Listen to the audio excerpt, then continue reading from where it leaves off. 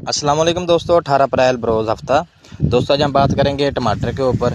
दोस्तों हमने माशाल्लाह वैरायटी लगाई हुई है कैबान सीड की सलार। माशाल्लाह हम आपको दिखाते हैं इसका फ्रूट साइज़ और फ्रूट तैयार हुआ पड़ा है, हम आपको दिखाते हैं। माशाल्लाह ये चेक करें साइज़।